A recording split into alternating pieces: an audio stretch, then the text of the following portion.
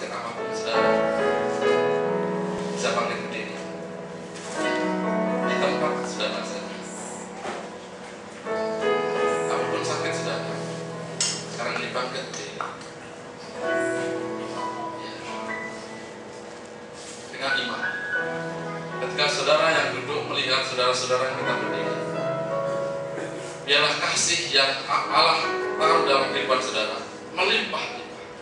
Dan saudara mengasihi saudara-saudara kita yang berdiri. Amin. Kita pujikan sekali lagi dan kita berdoa. Kau berfirman, kau sembuhkanku,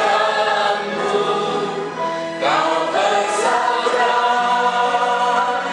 kau selamatkanku.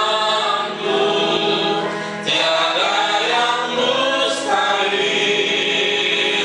bagimu, Yesus, ku percaya padamu. Mari kita berdoa. Bagi yang berdiri, tetap fokuskan kepada Tuhan. Bagi saudara yang duduk dan ada saudara yang berdiri, saudara pegang. Bagi yang wanita, pegang wanita, tumpang tangan. Iya. Saudara ketiga, dengan saudara duduk, saudara bisa tumpang tangan. Baik di belakang, di depan. Dan sama-sama kita berdoa. Bapa, dalam nama Tuhan Yesus, janji-Mu iya dan amin. Kalau bersabda dan menyembuhkan, hari ini kami juga mendengarkan firman Allah. Bila berseru kepada Tuhan, maka Tuhan menjawab, Tuhan menyertai, bahkan meluputkan dari kesesakan. Sekarang ini ya Tuhan, hamba-hamba-Mu ini, anak-anak-Mu ini memerlukan kesembuhan dari Tuhan. Biarlah Engkau turunkan kesembuhan ini. Mujizat datang dari Allah di dalam nama Tuhan Yesus. Dalam nama Tuhan Yesus, satu persatu Engkau sembuhkan ya Tuhan.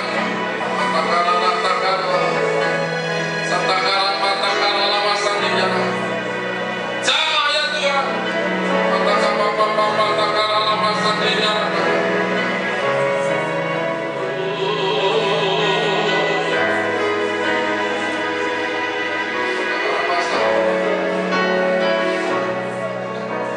Percaya Tuhan. Sekarang ini pemulihan datang. Pemulihan keberikan bagi anak-anak. Sekarang ini dalam nama Tuhan Yesus, dalam nama Tuhan Yesus, dalam nama Tuhan Yesus. Kami bersyukur ya Tuhan. Kau menyertai kami, Kau melepaskan dari pencobaan, Kau memberikan jalan keluar. Kami bersyukur di hadapan ya Allah. Bahkan Kau telah menyembuhkan. Kami bersyukur di dalam nama Tuhan Yesus. Yang percaya katakan amin. Amin. Silakan duduk.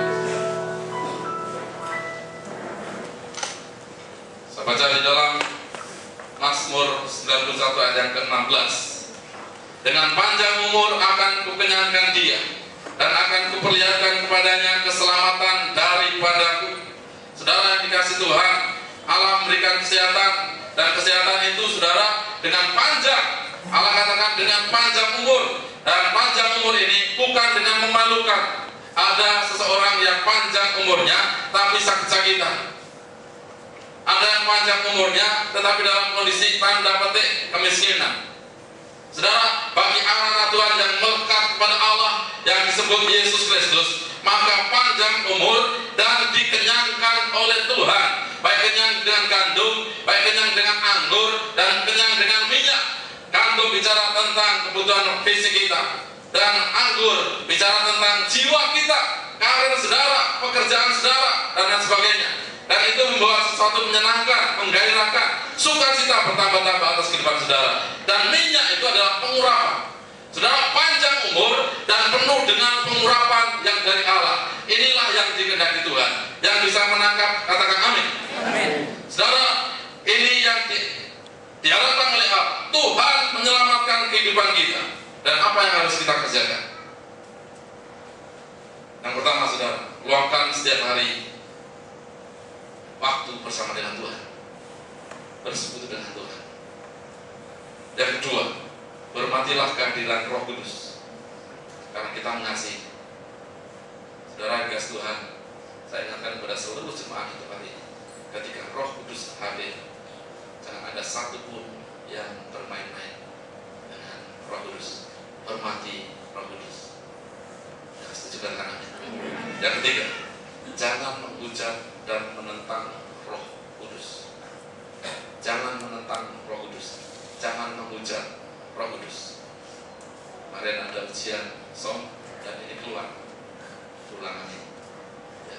Jangan menentang Roh Kudus. Ini hal yang prinsip dalam kehidupan setiap umat Tuhan. Bagi saudara-saudara, kalau Roh Kudus katakan ke kiri, maka kita harus ke kiri. Kalau Roh Kudus harus mengatakan ke kanan, maka kita harus ke kanan. Jangan menentang Roh Kudus. Amin. Saya bersyukur kalau gereja ini sepakat. Gereja ini seluruh anggota gereja sama-sama ketika Allah mengatakan bangun gereja Tuhan, semua membangun. Dari sudut pandang manapun saudara membangun. Saya senang dengan hal ini. Tetapi saudara, mungkin ada beberapa saudara, ini guyonan ini.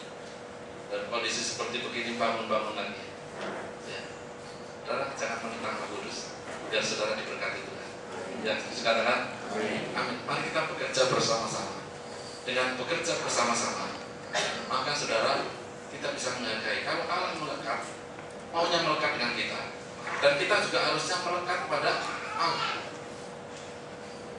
Pembelajaran tentang kerjasama yang baik, saudara, saya dapat hikmah pelajaran dari sumpit. Saudara tahu sumpit? Ya. Saudara bisa Rusni bisa tayangkan sumpit. Ini makanan sebenarnya. Gambarnya lampunya bisa dimatiin. Mati sedikit saja yang di depan. Ya, kalau jam gini kan melihat gambar makanan kan ada sumpit. Satu kali ada seorang pasang suami istri dan melecehkan satu sama lain. Dan karena ngomong terus, yang istri menghujat-hujat suaminya, kemudian yang suami juga baru datang duduk, wah saling serang. Sehingga bantuannya bingung. Udah, kalau gitu ayo turun. Apain Pak? Loh kamu kesini kan mau ketemu saya, maka harus ikuti saya. Kalau tidak mau ketemu saya, jangan kesini, ke tempat lain saya, ke sana, keluar sana. Mau ikuti aturan saya? Ayo. Rupanya masuk ke restoran Chinese. Pesen mie. Setelah pesen mie, dia kasih tahu, jangan keluarkan sendok, jangan keluarkan garpu.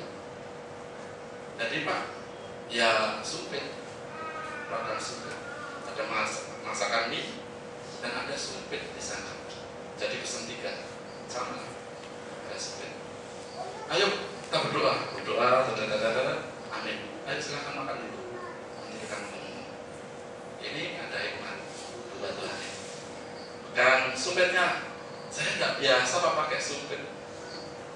Pokoknya pakai sumpit. Yang satunya bisa sering ketawa. Kalau ketawa kan makanannya Chinese ya, kebanyakan Chinese. Saya dulu sering ke sana, gara-gara seperti itu lah belajar sumpit. Tadi malam anak saya masak mie goreng, yang cowok suka masak rupanya, masak mie goreng. Dek kamu mau? Saudara, si adiknya yang kecil bawa mie pakai sumpit juga. Berarti saya bagus juga. Coba saya buat bisa. Saudara hitam-hitam gini pakai sumpit bisa saudara. Kemudian sumpit itu rupanya ada falsafahnya. Kira-kira 20 cm. Diameter yang depan itu 0,5. Yang di ujung bundar, yang di ujung satunya harus persegi. Harusnya demikian. Tapi sumpit sekarang ya bundar semua gitu ya. Nah itu aturannya demikian. Ada beratnya itu diukur. Dan dimulai dari daratan Cina, kemudian berkembang ke Jepang, ke Korea, dan ke Indochina, Vietnam, Kamboja, Thailand, dan sebagainya. Pakai itu. Ketika suami istri itu mau makan, yang satu bisa, yang satunya nggak bisa. Harusnya kan ujung depannya itu yang bulat, itu kan sama kan rata. Harusnya rata. Tapi ini menonjol gini, ya nggak kena. Yang satu harus di antara tengah lekuan jempol dan telunjuk, yang satunya bisa seperti pensil itu pegangnya dan naik turun. Aturannya demikian di aturan. Dan itu kalau tidak ujungnya sama, tidak bisa ngambil itu. Kalau tidak sama gitu ya. Saya punya kakak sepupu orang Jawa, dia makan nasi goreng pakai sumpit. Jadi satu biji cepat sekali. Mungkin kalau lomba dengan orang Chinese mungkin dia menang. Dan aturannya makan sumpit itu, ketika makan sumpit tidak boleh digunakan untuk nunjuk-nunjuk. Tidak boleh untuk nunjuk-nunjuk, tidak boleh nyentuh rongga mulut ketika makan. Ini aturan-aturannya. Ada filosofinya bagus sekali. Dan kemudian ketika makan, kalau belum selesai tidak boleh, sebelum selesai makan tidak boleh ditaruh, harus dipegang. Kalau sudah selesai makan tidak boleh ditaruh di meja, tetapi harus di atas mangkok atau piring itu. Dan meletakkannya harus sejajar. Tidak boleh satu di kanan, satu kiri, tidak boleh seperti itu. Ya, ini menurut filosofi itu. Ketika saya hidup di Tiongkok begitu. Ya. Begitu hidup di Tiongkok. Terus saudara orang Chinese ada yang itu loh ya. Kita sih, sama juga. Saudara, seperti itu. Kalau garpu dan sendok itu kan kanan dan kiri. Tetapi kalau sumpit, saudara pernah makan pakai sumpit, satu pakai satu sumpit, yang kiri juga itu pernah bisa? Susah itu. Ya. Kalau lempar-lemparan sumpit pasti saudara pintar. Tidak boleh, aturannya tidak boleh untuk nunjuk-nunjuk makanan juga tidak boleh. Itu tidak boleh pakai kalau itu. Jangan sopan mungkin dengan tangan kiri ambil gitu. Apalagi kamu makannya rakus, tidak boleh. Aturan makan banyak ada. Dan dua sumpit ini kalau tidak kerjasama dengan baik, tidak bisa membawa berkat itu masuk ke mulut. Nah ini ada mie keluar dari gereja ini, ayo cari sumpit semua. Tidak, saudara ya. Nanti mungkin saudara masuk ke restoran, oh iya betul juga. Praktekan. Dan saya yang saya garis bawahi itu harus sejajar. Meletakkan sumpit itu harus sejajar. Tidak bisa dipisah-pisahkan. Seperti filosofi sepatu kanan dan sepatu kiri, tidak bisa dipisah-pisahkan. Kalau saudara pakai sepatu kanan saja ke gereja, sepatu kiri kosong, ya mungkin juga ini perlu dikonseling. Ya kan?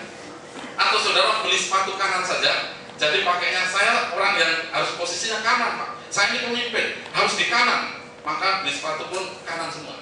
Harusnya kiri, ya tetap pakai kanan. Sudah nggak enak. Ini perlu dikonseling orang-orang ini. Ya saudara, kembali ke sumpit. Kalau tidak bisa kerjasama, tidak bisa membawa berkat itu ke dalam kita. Saudara, saya percaya juga sumpit itu sama bentuknya dan disejajarkan terus. Saya bisa bayangkan kalau anak Tuhan dengan Tuhan, nah, banyak berkat yang akan kita ambil. Amin. Saudara bisa nangkap, kalau kita ini sama-sama Tuhan terus, saudara banyak hal yang akan bisa kita kerjakan. Tapi kalau Tuhan jauh, sebenarnya Tuhan tidak mau jauh. Tuhan mendekati dan kitanya yang menjauh. Tuhan datang, saudara tahu-tahu di parit, nggak bisa bersama. Harusnya tempat makan, saudara gelosoran di bawah. Nah, saudara harus sama-sama. Di mana Tuhan ada, di situ kita juga harusnya ada. Kalau sudah berkenan di hadapan Tuhan, kemana saudara pergi di situ, Allah menyertai saudara. Ada istilah mengejar hadirat Tuhan. Berarti Tuhan ada dalam posisi satu titik dan kita berusaha dalam titik itu mengejar hadirat Tuhan. Tetapi bagi orang yang berkenan di hadapan Allah, seperti Musa, seperti Daud, saudara, bahkan sebaliknya ada dalam satu titik Allah yang mengejar. Saudara tinggal pilih, saudara mengejar hadirat Tuhan atau dikejar